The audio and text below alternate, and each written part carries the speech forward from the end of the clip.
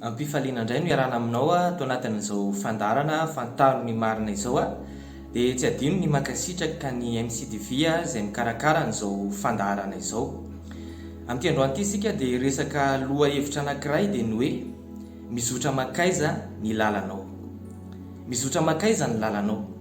Fanontaniana izay mipetraka amintsika tsirairay avy ho anao izay manaraka amin'izao fandarana izao dia mipetraka aminao ihany koa izany fanontaniana izany hoe mizotra makaiza ny lalanao. Zava-dehibe ny fametranao izany fanontaniana izany. Ny tenin'Andriamanitra any amin'ny Hagai toko voalohany dia ny 15 sy ny 17 dia milaza hoe o Jehova tompony maro hevery ny lalanareo. Izany hoe Andriamanitra dia mampianatra antsika mba hihevitra ny lalantsika, andinika ny lalantsika hoe mizotra makaiza moa ny lalantsika. Satria izao fiainana lalovantsika izao dia fandalovana ihany ary izao fiainana iainantsika eto ambonin'ity tany ity izao dia passage ihany izay izorana makany amin'ny fiainana mandrakizay. Ary izao fiainantsika izao dia mihamandroso makany amin'ny mandrakizay. Arakaraka ny tombon'ny taonanao no mihamanakaiky ny mahatonga anao lasa mihamanakaiky ny mandrakizay. Arakaraka ny androsoan'ny taona no mahatonga antsika tsirairay avy lasa mihamanakaiky, mihamanatona an'izany fiainana mandrakizay zany. Rehefa miala eto ambonin'ny tany isika dia misy fiainana mandrakizay mizara roa mazava tsara, dia ny fiainana mandrakizay miaraka amin'Andriamanitra ary ny fahaverezana mandrakizay izay fisarana amin'Andriamanitra mandrakizay. Ka mbola averiko apetraka aminao izay fanontaniana izay hoe mizotra makaiza moa ny lalanao amin'izao fotoana izao. Satria isika tsirairay avy dia mizotra makany amin'ny mandrakizay avokoa. Ny fahamarinana izay tsy azontsika lavana dia izao hoe tsy misy olona na dia iray ary mahafantatra ny andro ialana eto ambonin'ity tany ity, na iza dia tsy misy mahafantatra an'izany. Ka noho izany dia tsy azonao atao mihitsy ny manao kajikajy hoe ny mbola ho ela ny andro iainako eto ambonin'ity tany ity rehefa any amin'ny faraparany any izay vao tena hoe hanomana ny fiainana mandrakizay zany, fa izao aloha mbola mamy izao fiainana izao. Tsy azonao atao manao kajikajy ohatr'izany satria tsy fantatrao izay avoaka ny rapitso.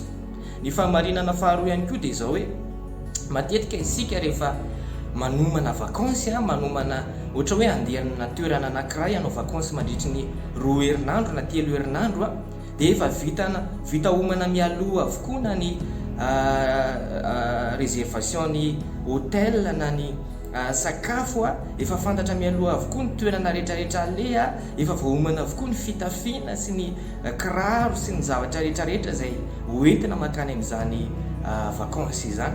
Fa isika rehefa hoe fiainana mandrakizay dia ohatrany tsy maninana, tsy dia vita homana tsara ary tadio tsara fa fahadiso-kevitra goavana be zany, satria tsy resaka 2 herinandro na 3 herinandro ny resaka eto fa le mandrakizay, le toerana hivatananao mandrakizay no resahantsika eto le toerana hisenao mandrakizay no zany tsy azonao atao tsinotsinona izany fanomanana izany, fa tsy maintsy mihevitra tsara ianao ary tsy maintsy mametraka ny fanontaniana amin'ny tenanao ianao hoe tena makaiza marina moa izao lalanao izao makany amin'le fiainana ve sa makany amin'le fahaverezana ve. Ny fahamarinana fahatelo izay ambara aminao dia izao hoe ny makany an-danitra na ny makany amin'ny elo na ny fahaverezana dia tsy lahatra izy io. Tsisy hoe olona voatokana makany an-danitra na hoe olona voatokana ny overy fa isika olombelona dia manatsafidy ny akany an-danitra, manatsafidy ny tsy akany ihany koa. Satria Jesosy raha nidina teto ambony tany dia nitondra ny fahotan'ny olona rehetrarehetra izy, midika zany fa ny olona rehetrarehetra dia tian'Andriamanitra ho vonjena.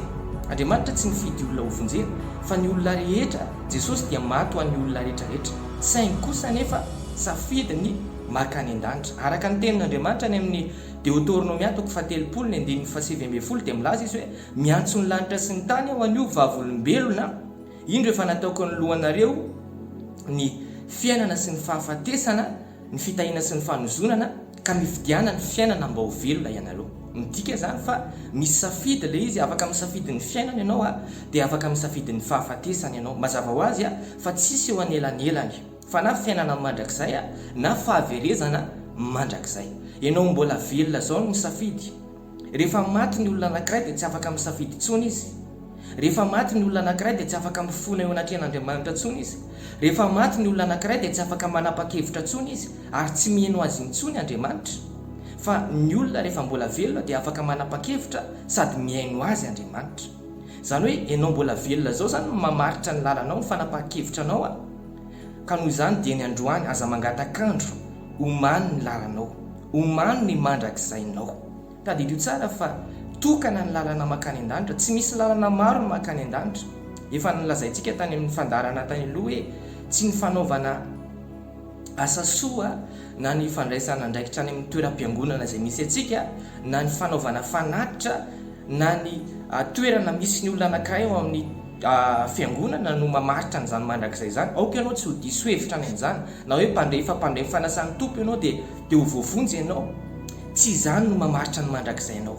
Zavatra mila ataon'ny olona voavonjy zany zavatra rehetrarehetra zany fa ny lalana makany an-danitra dia tsy izany. Tokana ihany ny lalana makany an-danitra dia ilay ambaran'ny tenin'Andriamanitra any amin'ny Jaona 4:10 ny 9:9 hoe o Jesosy, izao ny lalana sy fahamarinana ary fiainana, tsy misy olona makany amin'iray raha tsy amin'ny alalako. Zany hoe Jesosy Kristy irery ihany ny lalana tokana makany an-danitra, izy irery ihany ilay fahamarinana, izy ny lalana vavahady tokana izay ahafahan'ny olona rehetra miditra ny lanitra, tsy misy makany an-danitra raha tsy amin'ny alalan'i Jesosy. Noho izany lalana tokana ahafahana makany an-danitra amin'ny alalan'ny finoana sy ny fandraisana an' Jesosy ho tompo sy ho mpamonjy manokana ny fiainanao. Efa nandray an' Jesosy ve ianao? Tany amin'ny fandarana tany aloha sika dia niresaka misimisy mahakasika an'izay hoe fandraisana an' Jesosy zay fa tsy maintsy ianao mibebaka any amin'ny fahotanao ary tsy maintsy ianao manana an' Jesosy izay vao mandova an'izany fiainana mandrakizay zany. Noho izany izao ianao manapa-hevitra, aza mangatakandro, aza andrasana rapitso na rafakapitso satria tsy fantatrao izany.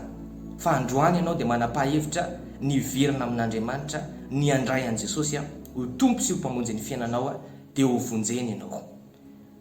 Mankasitraka anao nahatratra amin'ny farany, mirary soa dia tahian' Jesosy daholo.